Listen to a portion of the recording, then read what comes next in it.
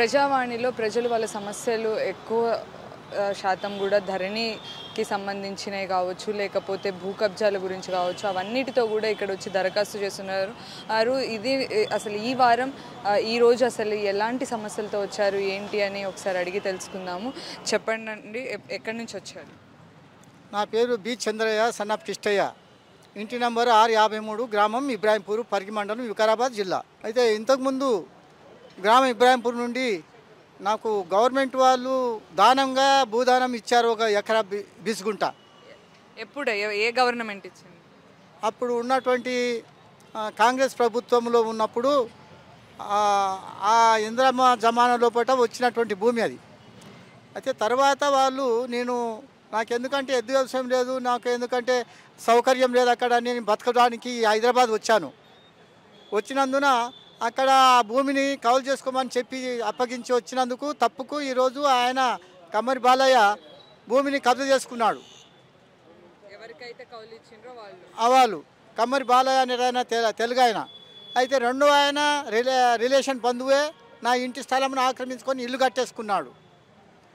అయితే ప్రస్తుతం నేను గవర్నమెంట్ నుంచి కలెక్టర్ గారు, ఆర్డీఓ గారు, ఎంఆర్ఓ గారు అక్కడ ఉంటే ఎంక్వైరీ చేసి ఇప్పిస్తాము, 30 గుంటల భూమి ఇప్పిస్తాము, ఇప్పుడు ధరణిలో ఉన్నది అని చెప్తున్నారు. ఆ విషయం గురించి ఆశలో ఉన్నా, వస్తుందేమో అని ఆశలో ఆలోచనలో ఉన్నా.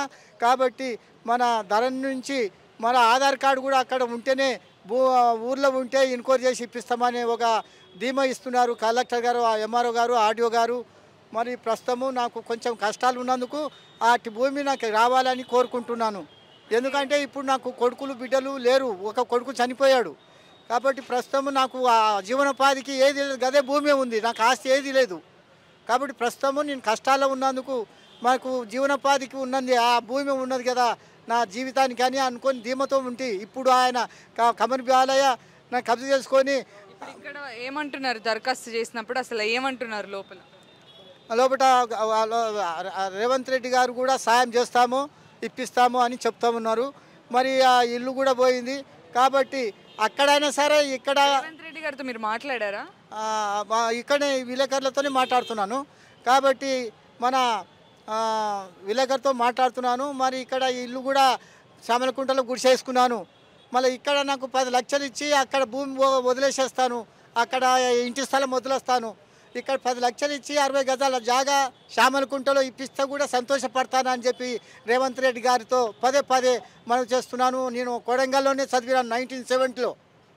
నేను కొడంగల్నే ఎస్ఎస్ఎల్సి 10వ తరగతి వరకు కొడంగల్నే చదివాను. కాబట్టి ఆయన తిరుపతి రెడ్డి గారితో కూడా కలిశాను ఇంతకుముందు కొడంగల్లో.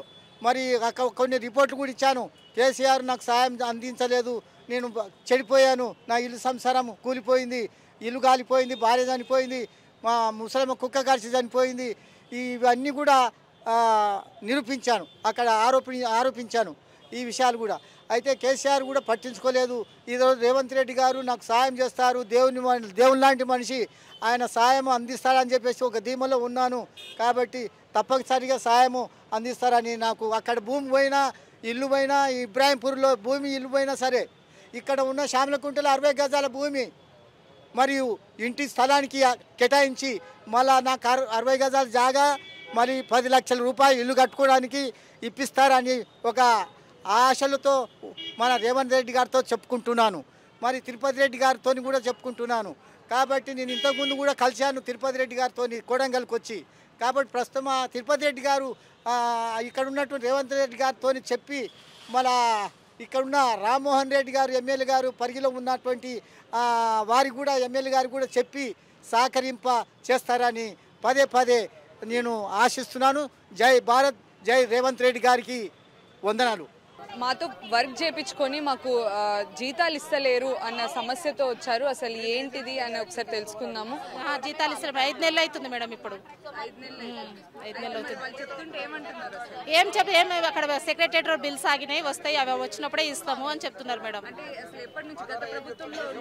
చెప్పి అప్పుడు కూడా సంవత్సరం ఆగినాయి మేడం. సులువు ఉండే అప్పుడు మాకు కేసీఆర్ సార్ ఉన్నప్పుడు సులువు ఉండే. అప్పుడు కూడా సంవత్సరం జీతం, ఇంకా 2 నెలల బ్యాలెన్స్ ఉంది మాకు, కరోనా బ్యాలెన్స్. అంటే సంవత్సరం అట్లనే కాంట్రాక్ట్ వర్క్ చేయించుకున్నారు మేడం. వస్తే ఈ నెల వస్తుంది ఆ నెల వస్తుందని ఇంకా 2 నెలలు రావాలి మేడం కాంట్రాక్ట్. ఇంకా కరోనా జీతాలు ఇంకా 2 నెలలు రావాలి. 10 నెలలు ఆగినాం, ఒక్క సంవత్సరం రోజులు. ఇంకా 2 నెలలు ఆయనది మీదనే ఉన్నాయి, సులోపాల మీద. ఇవ్వలేదు మేడం మాకైతే కాంట్రాక్ట్, మాకు ఏ సాయం చేయలేదు. మాకు మేము కరోనాలో ఆఫీసు వెళ్ళిపోయింది. అయితే మరి మీరు ఇప్పుడు ఇక్కడ దరఖాస్తు చేసుకున్నప్పుడు ఏమన్నారు అసలు? చేస్తాను చెప్పి మేడం దివ్యశ్రీ మేడంని కలిసినాము. నేను తప్పక మాట్లాడతాను సార్ తోటి, ఒక 10 రోజులు నాకు టైం ఇవ్వండి అని చెప్పింది మేడం. మాట్లాడుతాను. రేవంత్ రెడ్డి గారు ఒకవేళ ఈ వీడియో చూస్తే మీరు అసలు ఆయనకి ఏం చెప్పాలని? రెగ్యులర్ చేయాలని మేడం, రెగ్యులర్ చేయాలి మేడం. మేము ఇన్నేళ్ళ నుంచి చేస్తున్నాం. చిన్న చిన్న పిల్లలు ఉన్నప్పుడు వచ్చినాం, ముసలి అయినాం. ఇప్పుడు మాకెవరు తీసుకుంటారు ఈ ఏజ్లా? ఎక్కడ పోవాలి? ఇన్నేళ్ళు మేము డ్యూటీ చేసినాం, మరి ఇప్పుడు ఎక్కడ పోయి డ్యూటీ చేయాలి? మేము ఎట్లా బతకాలి? తక్కువ అప్పుడు అంటే 1100 ఉండే జీతం మేము డ్యూటీ చేసినప్పుడు. ఇప్పుడు మెల్లమెల్ల 100-2,000 అట్లా పెంచారు మేడం. ఇప్పుడు 8,500 వస్తుంది మాకు. 16,000 జీతం ఉంటే 500 ఇస్తున్నాడు. అది కూడా కట్ చేసేస్తున్నాడు, 300 కట్ చేసి ఇస్తున్నాడు. దేనికి కట్ అవుతుంది? పిఎఫ్పిఎస్ అని చెప్తున్నారు. పిఎఫ్పిఎస్ కి ఫోటో దిగాలి కదా, ఫోటో లేదు ఏం లేదు. మాది ఏమంటే పిఎఫ్పిఎస్ కట్ అవుతుంది అని చెప్తున్నాడు. చెప్పినాం మేడం, చెప్పినాం 10 రోజుల టైం ఇచ్చింది మేడం. 10 రోజులు రాకపోతే మా దగ్గరికి మీరు రాండమ్మా అని చెప్పింది. ఇప్పుడు 2వ సారి మేడం మేము వచ్చుడు, వస్తూనే ఉంటాం మేము. ఇక ఆగం, ఇక మేము వాళ్ళని ఉండాలి, మేమన్నా పోవాలి, అంతే. ఏదైనా ఒకటి కావాలి. కనీసం ఈ ప్రభుత్వం అయినా మమ్మల్ని పట్టించుకోవాలి, ఖచ్చితంగా మా సమస్యలు తీర్చాలి అంటే ప్రభుత్వం ఇప్పుడు తీర్చకపోయినా కూడా మళ్ళీ ఇక్కడికి వచ్చి దరఖాస్తు పెడుతూనే ఉంటాము. ఖచ్చితంగా మా ఉద్యోగాలు, ఖచ్చితంగా మాకు కాంట్రాక్ట్ ఏదైతే ఉందో ఆ పైసలు కూడా కరెక్ట్ టైంకి ఇవ్వాలి అంటూ కూడా ఇక్కడ వచ్చిన మహిళలందరూ కూడా ఆవేదనతో అలాగే దరఖాస్తు కూడా చేసుకోవడం జరుగుతుంది. ఇప్పటిదాకా ఎన్నో సమస్యలతో ఇక్కడికి ప్రజలు వస్తూనే ఉన్నారు. అయితే అందులో భాగంగా ఇప్పుడు అంటే వాకర్స్ ఇష్యూస్ కోసం అని వచ్చారు. సో నీ పేరేంటి? భూమిక. ఏ కాలేజ్? Government polytechnic college. ఏం దరఖాస్తు చేసుకోవడానికి? వాకర్స్ కోసం. అయితే ఎలా ఉంది రెస్పాన్స్ అనేది? ఎలా ఉంది అక్కడ? బాగుంది. అంటే ఫస్ట్ టైం ఇది నువ్వు అప్లికేషన్ పెట్టుకోవడం? అంటే టీఆర్ఎస్ ఉన్నప్పుడు కూడా అప్లికేషన్ పెట్టుకున్నాను, కాంగ్రెస్ వచ్చినప్పుడు ఇది ఫస్ట్ టైం. అంటే టీఆర్ఎస్ ఉన్నప్పుడు వచ్చిందా మరి వాకర్స్? అంటే ఇచ్చారు కానీ 1 వీక్ అట్లా టైం పడింది, తిరగాల్సి వచ్చింది. అయితే ఇప్పుడు ఎలా ఉందంటే అక్కడ తీసుకున్నప్పుడు అప్లికేషన్ ఇస్తామని అన్నారు? 2 డేస్లో ఇస్తా అన్నారు. కాలేజ్కి వచ్చి వాళ్ళే ఇస్తా అని చెప్పారు. కాలేజ్కి వచ్చి వాళ్ళే ఇస్తారు. సో అంటే మీ ఫ్రెండ్సా? ఓకే. సో ఎలా ఉంది రెస్పాన్స్ అక్కడ తీసుకెళ్ళి? గత ప్రభుత్వంతో పోలిస్తే ఈ ప్రభుత్వం రెస్పాన్స్ చాలా బాగా తీసుకుంటున్నారు. చెప్పగానే ఇష్యూ చేస్తా అని చెప్పారు. ఇష్యూ చేయడమే కాకుండా మా దగ్గరికి వచ్చి ఇస్తామని చెప్పడం చాలా ఆనందం కలిగిస్తుంది. అంటే లాస్ట్ టైం అప్లై చేసుకున్నప్పుడు మీరు వచ్చి తీసుకొని వెళ్ళాల్సింది వచ్చింది? అంటే లాస్ట్ టైం మా సిద్దిపేటలోనే అక్కడ కలెక్టర్ ఆఫీస్లో పెడితే 1 వీక్ అట్లా 2-3 టైమ్స్ వెళ్ళాము. ఇప్పుడేమో ఇవ్వగానే ఇస్తా అని చెప్పారు. ఇదే ఫస్ట్ టైమా దరఖాస్తు? నేను రావడం ఫస్ట్ టైం, మా పేరెంట్స్ వచ్చి ఇచ్చారు అంతకుముందు. మేడం నా పేరు వినోద్ కుమార్, నాగర్కర్నూల్ డిస్టిక్ నుంచి వచ్చాము. మేము గవర్నమెంట్లో కాంట్రాక్టు పద్ధతిలో ఉద్యోగంగా పనిచేస్తున్నాం. గత 3 నెలల నుంచి మాకు ఎలాంటి జీతాలు రావట్లేదు. యాక్చువల్లీ గవర్నమెంట్ రెగ్యులర్ వాళ్ళకి జీతాలు ఇస్తుంది కానీ 10-20 వేలు ఉన్న వాళ్ళకి ఎవరికి జీతాలు ఇవ్వట్లేదు. ఇంకోటి ముఖ్యంగా ఏంటంటే గవర్నమెంట్ సెక్టార్లో కానీ ప్రైవేట్ సెక్టార్లో కానీ ఫార్మసిస్టు రిక్రూట్మెంట్స్ అనేవి లేవు. ఫార్మసిస్టు రిక్రూట్మెంట్ లేకపోవడం వల్ల ఏమైందంటే బయట ప్రైవేట్ సెక్టార్లో ఏంటంటే ఒక 10వ తరగతి ఇంటర్ చదివిన వాళ్ళ నుంచి ఫార్మసీ డిస్పెన్స్ చేయడం వల్ల మెడిసిన్స్ ఇస్తే సాధారణ ప్రజలు ఏంటంటే దానివల్ల యూజెస్ ఏంది, అడ్వర్స్ సైడ్ ఎఫెక్ట్ తెలియకుండా వేసుకోవడం వల్ల చాలామంది జనాలు ప్రజల ప్రాణాలతో చెలగాటమాడుతారు. కాబట్టి ఇప్పుడు వచ్చిన కొత్త ప్రభుత్వాలైనా ఖచ్చితంగా ఫార్మసీ నోటిఫికేషన్ వేసి ఫార్మసిస్ట్ని ఫిలప్ చేస్తే వాళ్ళు ఏంటంటే సరైన వైద్యం, సరైన మెడిసిన్ ఫార్మసీలు అందిస్తే ఏమైందంటే ప్రజలకు అనేది న్యాయం జరుగుతుంది.